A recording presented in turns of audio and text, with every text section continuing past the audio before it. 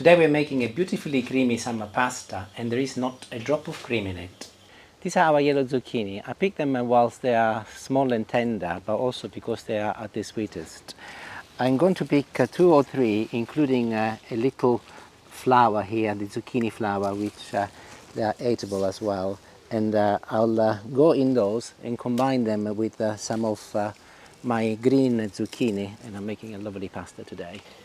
Good morning and welcome back. Before I went outside to collect the zucchini, I placed a small potato, also from our garden, onto boil here with some salted water, as I will be showing you later how I'm going to make this pasta beautifully and creamy without adding any cream.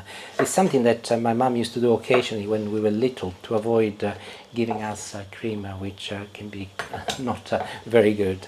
I'm chopping my zucchini and I'll show you the extent of the ingredients first, and then I'll get on with the cooking.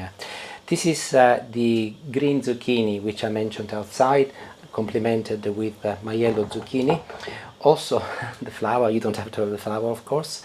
I will be using rigatoni pasta, 200 grams, but you use whatever pasta you like. On here I've got 250 grams of plum tomatoes, which I've already halved. You can also use cherry tomatoes, or if you do not have access to fresh tomatoes, I would suggest that you can use cherry tomatoes in a tin. They are a little bit more expensive than normal chopped tomatoes, but they are sweeter and definitely worthwhile for this dish. Basil, lots of basil of course. And over here I've got a big chili pepper. This is mild. I can see that it's still to be frozen as I keep mine in the freezer. A large clove of garlic. I will also be using a little tomato puree and complementing the recipe at the end with some ricotta. Some people use also Parmesan cheese or pecorino. If you're vegan, you can completely drop it if you wish, or you can use some vegan style cheese, which I'm sure if you're vegan you will know exactly what I'm referring to. And of course also in true Mediterranean diet style, salt and pepper and olive oil. So having dealt with my green zucchini, I'll chop my yellow zucchini, and I'm going to do them in round circles, but you will have noticed that I'm sticking to roughly the same thickness as the green one, so that they will cook at the same time. Of course you can use any zucchini you have got access to. They do not even have to be the long ones, can be round ones.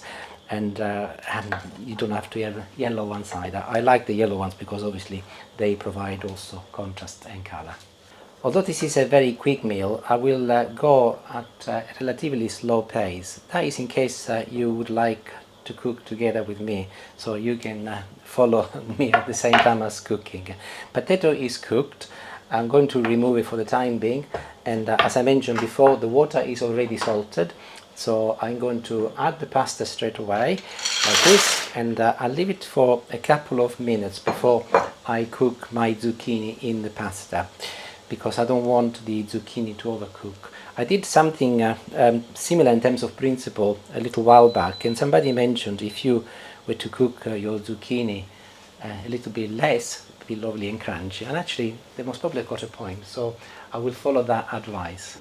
I always like to give my pasta a little stir shortly after it goes in to ensure that it doesn't stick. But 2 minutes have passed and I can add my zucchini in the same water. This water of course has already got some of the starches from the potato.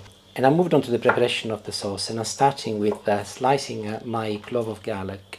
Little tip about garlic: if you don't like it, don't put it in of course, or some people actually are also allergic to garlic. So you can do without putting it in. Also some people like it, but they like a little bit of the flavor, in which case do not slice it, leave it whole, and just add it to a generous amount of olive oil here, you can see that, and add it to the olive oil when it's whole, and you can then remove it before you mix the pasta together, which I'll show you later. But in my case, as I like it, I'm going to leave it throughout. So I'll turn this on and I'll wait until the garlic starts sizzling. In the meantime, my chili pepper has almost totally defrosted, and I'm going to give this the same treatment I've given to the garlic. Small little slices, and as it is very mild, I'm leaving the seeds in. Of course, as I often say, you can also use chili flakes if you wish, and I can add it now that it's beginning to sizzle. Turning the temperature down, as I do not want to burn either the garlic or my chili. And here comes the potato. Can go straight in, and using a fork I'm going to effectively smash it, and that is what will provide me added cream without adding any dairy products. And literally I kept also the skin, as you can see. It will all go in anyway, and I'll get my spoon now and mix everything together. 2 minutes in, and everything is beginning to smell absolutely fantastic. And here are my tomatoes. I can add them now, and also I'll get half of my basil. I'll use half now and half later when the dish is finished, and I will add it straight away, and I'll mix everything together.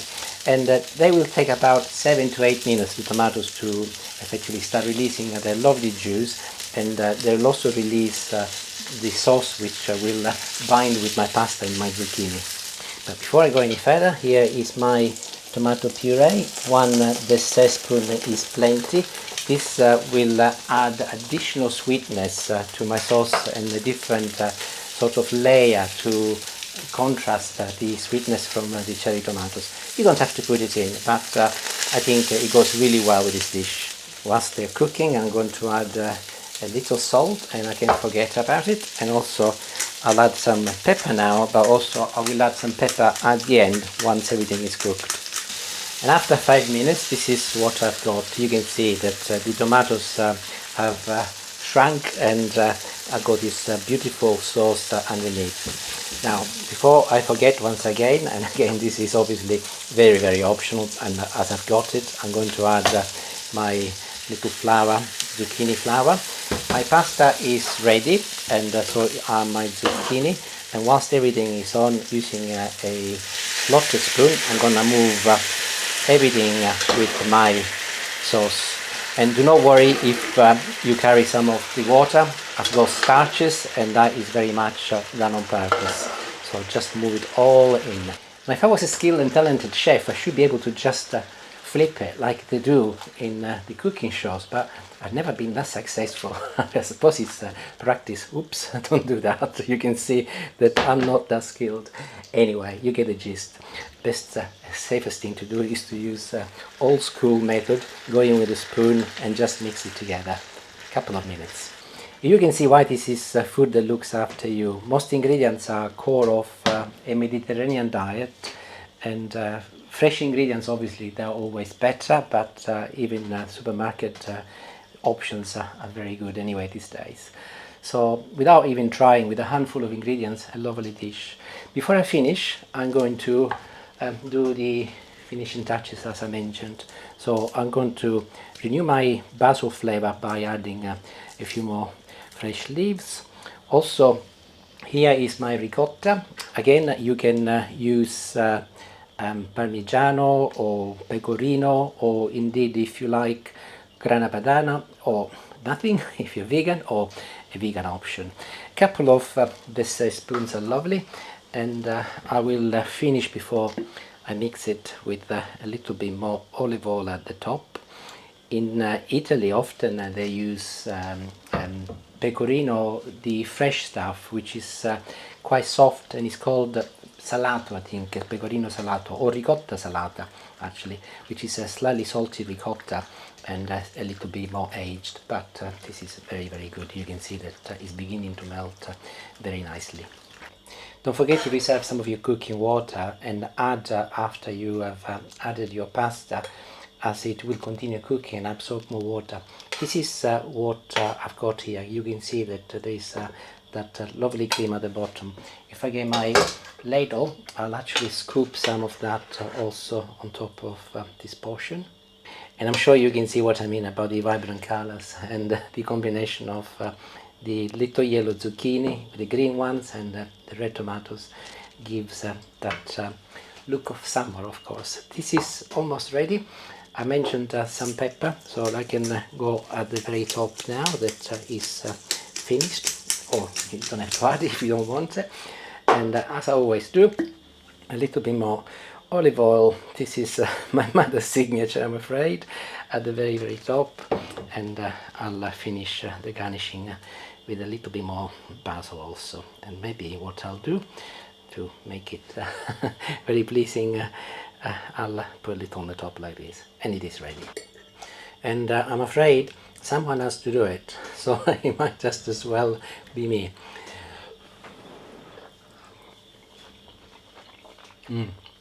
It has turned out exactly as I was hoping. The immediate flavor is from the sweetness of the tomatoes. The zucchini are very sweet and tender, and of course then there is the underlining flavor from the basil and the chili flavor. It's absolutely delicious, and I think refreshing is also a good word. I hope you make it, and thank you for spending some time with me once again. Arrivederci, grazie, buon appetito, ciao ciao.